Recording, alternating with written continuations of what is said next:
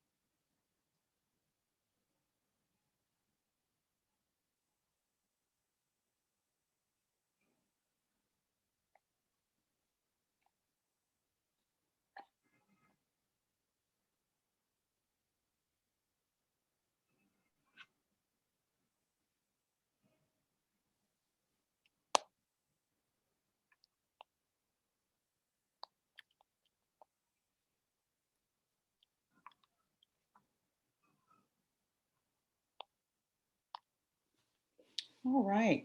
Jennifer, do we have anyone in the waiting room right now? We do not. All right. Well, we're going to get started. Welcome, everyone, to another episode of Chronic Risk, the voice of the NCRMA, the National Cannabis Risk Management Association. I'm your host, Tamala McBath. I am the CXO for the organization, and just want to thank you for joining us and for being here with us today. We have a great show, some great information for you today. Really excited about that. Chronic Risk is the voice that gives insights on risk and the cannabis industry from the NCRMA's partners, members, and affiliates. Our academy is now in full swing, and we are really excited about that and elated to have one of our contributing educators with us today, and Dr. Brenda Wells. And so we are really happy to have her as a part of the organization and also for all that she brings to us. Going to read her bio to you. It's pretty long because she's pretty deep, she's not a lightweight. She's been at this for a minute, and I think she started when she was about 9 or 10. Is that correct, Brenda? About 9, right? So, so today we're joined definitely. You're too kind. Okay, I know, definitely by someone that can provide some insight to us on how insurance works and the meaning of risk management and what it means to the cannabis industry. Dr. Wells has spent over 30 years studying and teaching risk management and insurance. She presently serves as the director of the East Carolina University Risk Management and Insurance Program, where she is actually, and this is pretty significant, she's the Robert F. Byrd Distinguished Professor of Risk Management and Insurance. During her career, she's taught numerous risk and insurance courses. She's also supervised countless internships and independent study projects. Dr. Wells has published articles in the Journal of Risk and Insurance, the Journal of Insurance Regulation, the Journal of Insurance Issues, and others.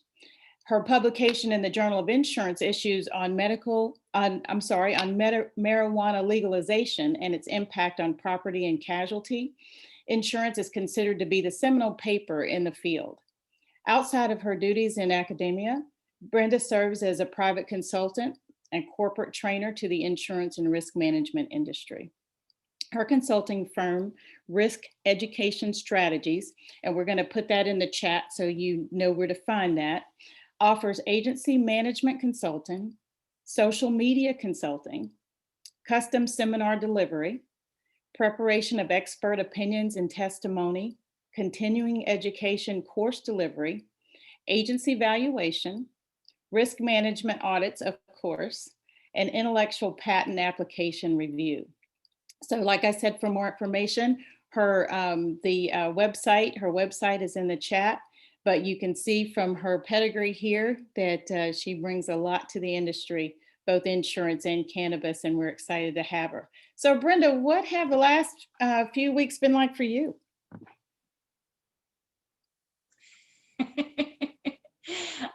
Since August 5th, I've been recovering from shoulder surgery. And that has required me to stay calm and not active. And it's getting better every day, but it's a long process, apparently, a lot longer than I thought it was going to be. Than you anticipated. Maybe but I'm enjoying some time. Maybe I did. I'm enjoying some time in Georgia right now with my father.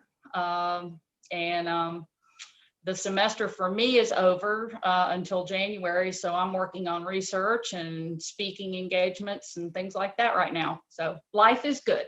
Wonderful, wonderful. Well, we're glad that you've had the time off and glad that you had a little time for us today. So one of the things, let's just dive into this, Brenda. I said earlier that the Academy is in full swing, and two of the courses that we're launching today are courses that you've written. And we thought it was very important to bring this level of expertise to our members on risk management and insurance. But can you tell me, why do you feel that so many are negative about or feel negatively about insurance in that part of the financial system? Well, insurance is a risk management tool. It is not the risk management tool. Okay, it is one way we finance unfortunate events. People don't like it for a couple of reasons. Number one, what do you get for it? You get a draft out of your checking account every month, or you write a check once a year for hundreds, if not thousands of dollars. And what do you get in return? You get an envelope with a contract in it. You can't eat it. You can't, I guess you could play with it if you really like playing with contracts. You can't wear it. You can't smoke it. You know, what fun is it? And then when do you get to use it? You get to use it when something really crappy has happened to you. A fire, a plumbing leak, a break-in, an earthquake. And so people associate it with bad events, negative events that are a part of life. Another reason I think people are kind of hostile toward insurance, there's other reasons. One is they don't understand it. Insurance is not taught in most K through 12 curriculums. Right. There are a few schools that do some training of teachers so that they can teach their high school students. But I have been into a high school classroom, and I tried to talk about insurance and risk management as a career field, and I was met with, ew, you know, and these, you know, 16-year-olds are sitting there going, all I know is my parents are making me pay my auto insurance premiums, and I think this sucks. And so you get a very bad taste in your mouth early on, because your first exposure to insurance is almost always that outrageously expensive 16-year-old driver premium. Right. So a lot of things, people don't understand how it works. It's associated with negative events, and it's just not a positive product. I mean, when you come home from work and you're feeling good and you're happy, or on Saturday, when you're like, oh, I got the whole day to myself, what am I going to do? You're not going to say, well, I'm going to read my insurance policy. You got other things to do. And so insurance is a necessary evil. Okay. But it is, the key word there is necessary. Right. Right. Right. So in this industry, Brenda, as cannabis, and I know has been around for many years, but as it's coming of age and emerging, currently with new licenses, new businesses coming on board. Tell us a little bit, though. You talked about how you feel that oftentimes, it's seen as a negative, it's seen as an expense. Tell us a little bit about the positive side of insurance as it pertains to business sustainability. What are the positives Okay. that you see for I cannabis? will, but I just remember, Mhm. okay, I just remembered one more negative, Okay. and that is there have been instances where our industry, I just thought of it, our industry, the insurance industry has not always treated the cannabis industry very well. Right. Now, there are insurers that do, there are agents that do, there are brokers that do. I'm not saying that they don't, but there's a really famous court case, Green Earth Wellness versus Attain Specialty. Exactly. And Attain, the insurance company, just said, we don't have to pay. We covered a marijuana grow facility, and we promised to pay, but we don't have to pay because insurance is illegal at the federal level. They tried to pull that stunt. Mm-hmm. And that's not the only time that stunt has been pulled. So when I'm speaking to the insurance people, I point out to them how important it is to not do that to anybody. Mm-hmm. But especially a growing, budding industry like we have.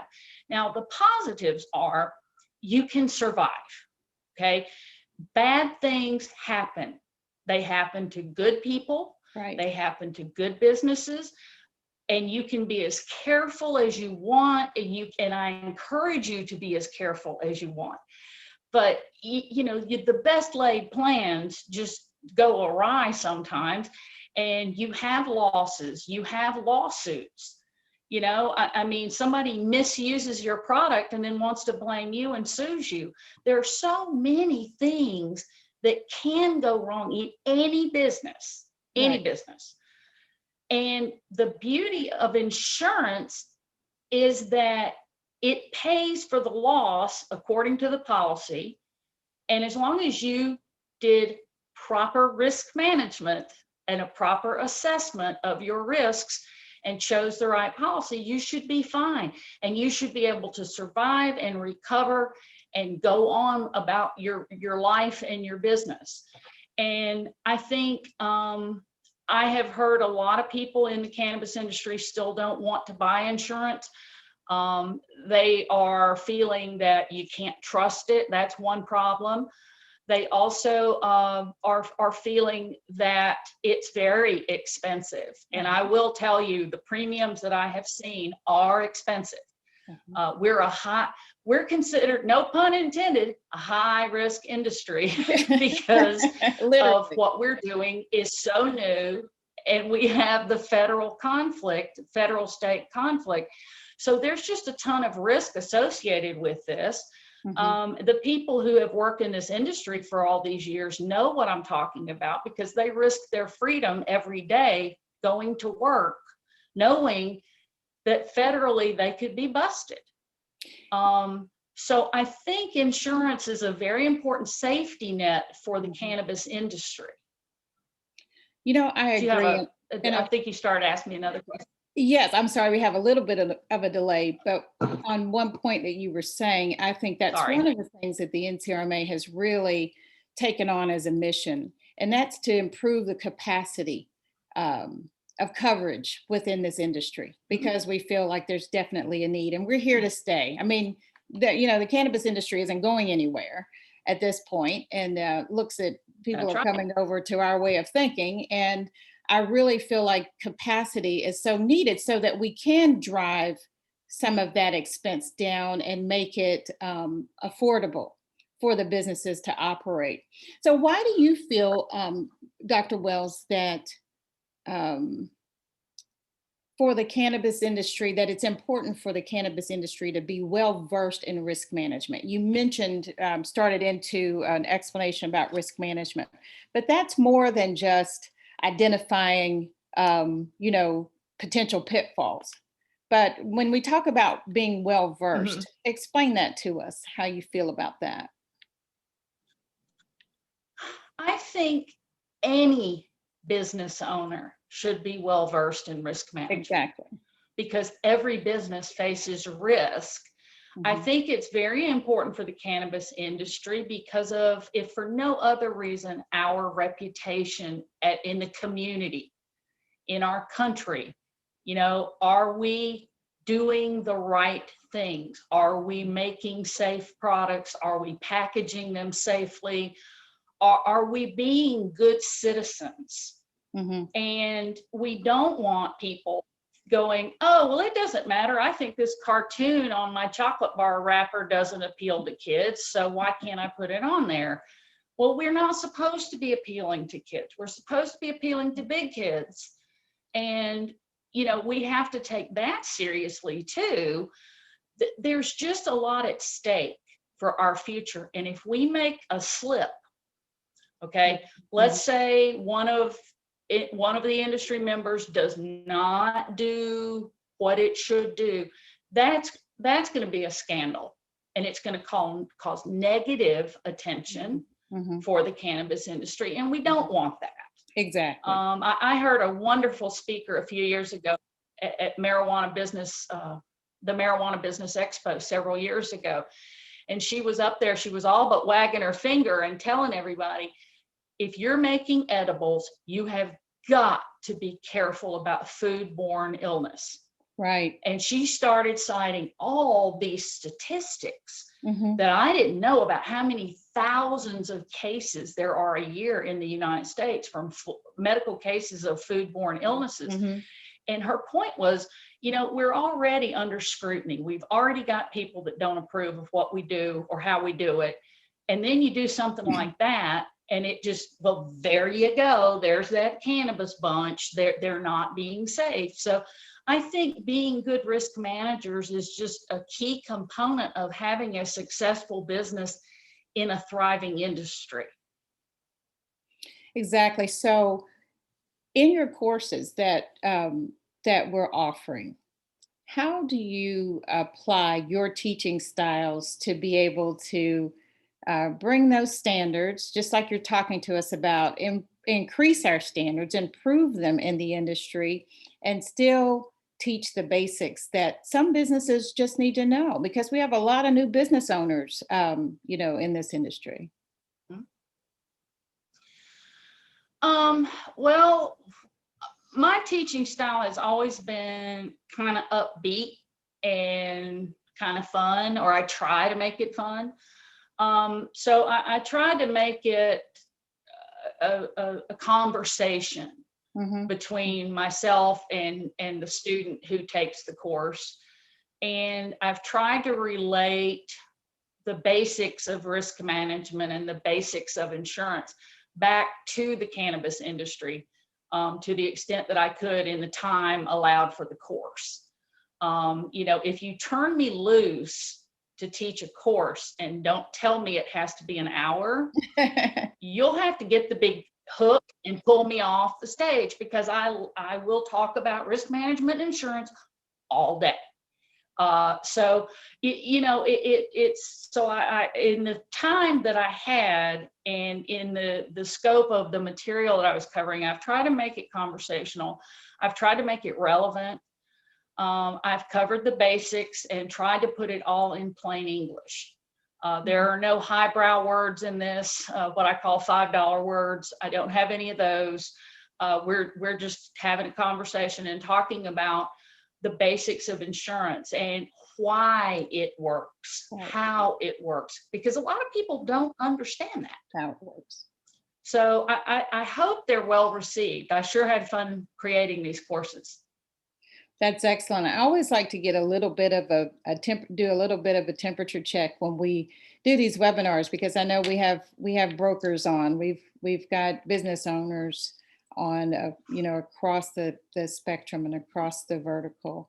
And I want to call your attention. We do have a question and answer feature here. And so if you have questions that you want Dr. Wells to entertain, please start putting those in either in the chat or in the QA. And as we get toward the end, we're going to address your questions. But I really think there are always some questions out there, Doc, when we get to this topic.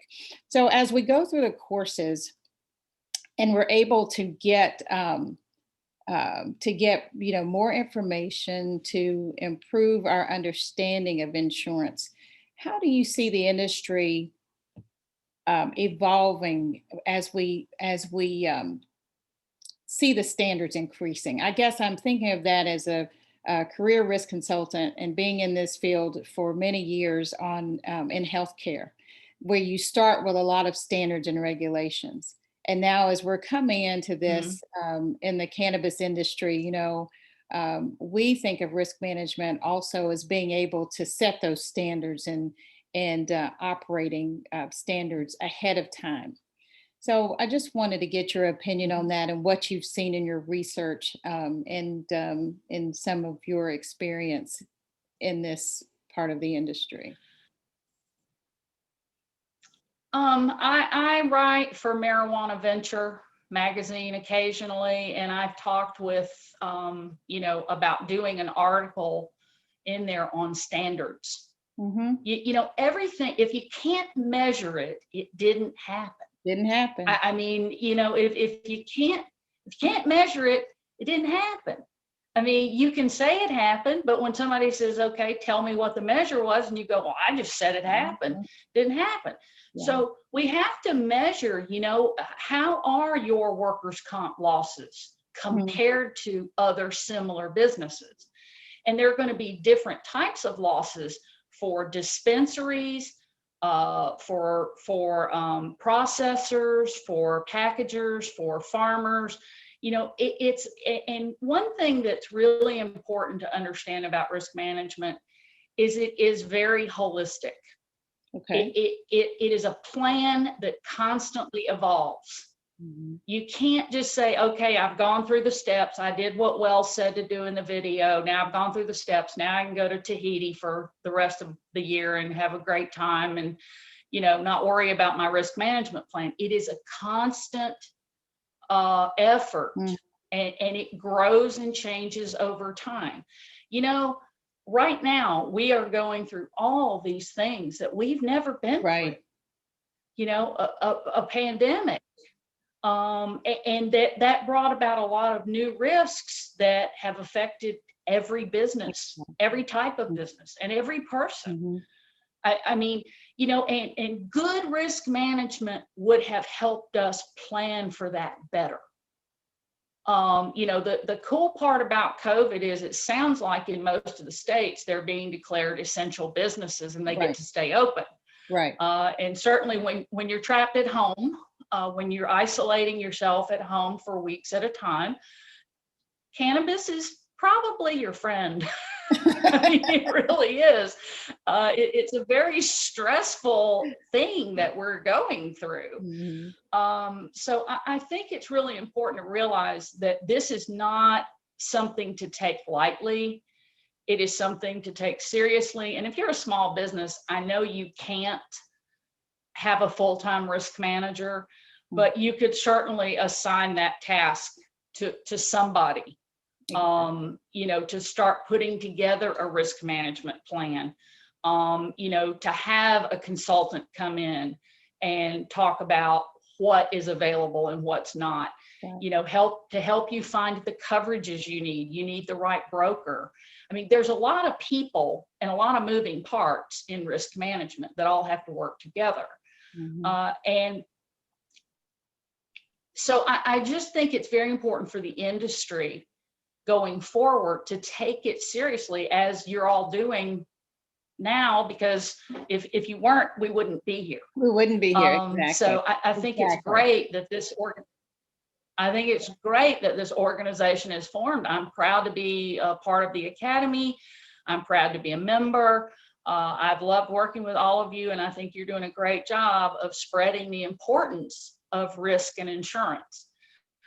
It's not the most fun part of running a business, but it is an essential part. Essential part. Exactly.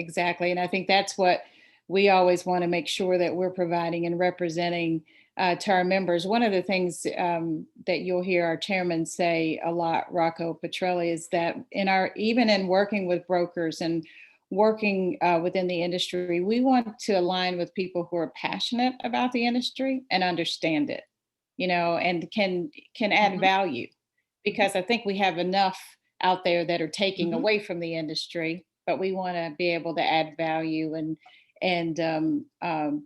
benefit the businesses and the people that have been a part of this industry for so long. So we're heading into 2021. Thank God everybody wants out of 2020, don't we? I won't even ask you to raise your hand on that. But we're, as we head into 2021, do you have a positive outlook, Dr. Wells, for where our industry is going, both in cannabis and in insurance? And I want to get that statement from you, and then I think we do have a couple of questions. How's your outlook on that? I do think the future. I think the future is very bright, because since I think I started working on this in 2013. And I did it because I had a bright idea that came to me in a flash, and I went, ooh, I need to write this paper. And I don't have that many bright ideas when it comes to research. So I really seized the moment, and I wrote it and got it published. And I have seen such a shift in public attitude towards cannabis and cannabis use, the cannabis industry. I have seen such a shift, and such a positive shift in everyone's attitudes towards what we do. Right. And I'll say that for instance, when I first wrote the paper, I was a little scared about what the fallout or backlash might be. And, one day my dean calls me in and he says, I think the work you're doing is very important. I want you to keep it up. And, if that had been 10 years ago, I don't think that would have happened. I just don't think that would have happened. So I do think you have a very positive outlook.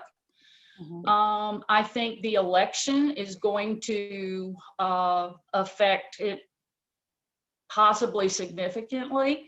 But one of my friends who is a legal expert feels that, this is just a little side tidbit here, she feels that we're looking at probably 5 years or more before we get rid of the federal prohibition, because she feels like it's not going to be a top priority for either candidate initially, in their first, in the next term.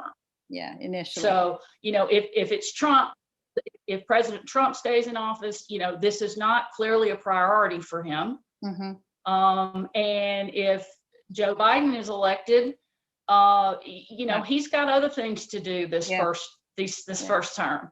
So I don't expect things to change as fast as we all think they should change. But I do think the future is very bright. Awesome. Well, we all want to believe that, and I think everybody's holding out for that. Definitely on this webinar, we all want to be positive. I do see we have a couple of questions. Jennifer, do you want to read one of those for us and pick the easy one, Jennifer, so that we can answer it? You got it. So we have a question from Matt Johnson.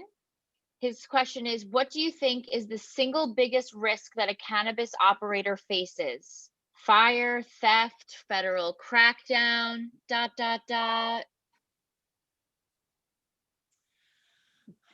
You answer that, Doc. I want to go back to what I said. Risk management is holistic. It's an all-encompassing mindset and process.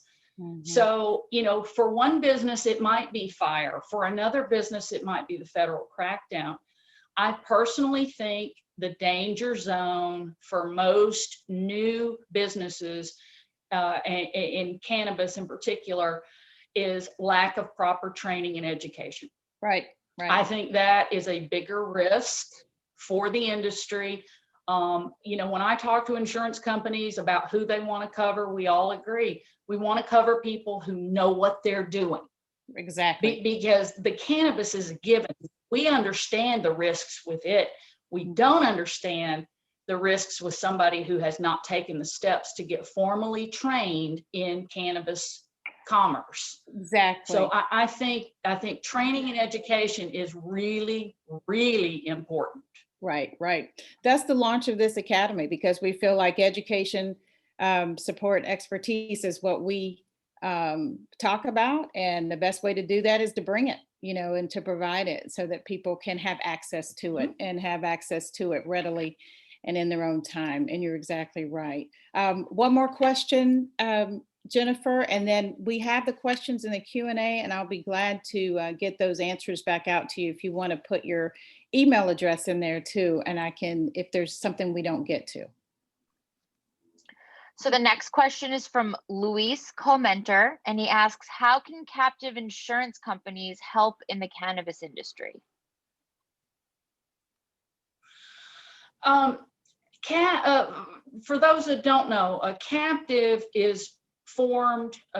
insurance company is formed specifically to write coverage on its parent. Right. Or in the case of the NCRMA, the captive that you're working on is meant to cover your members. Okay. Captives provide capacity to insure when there may not be enough, because sometimes, and captives have been formed in tons of other industries. Tons. Yeah.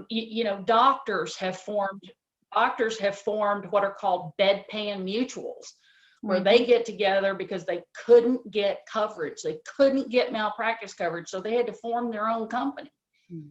And the captive can improve the availability of insurance, which will bring the price down, which will make everybody happy. Well, except the carriers that were charging the high prices. They won't be too happy about it, but the rest of us will be.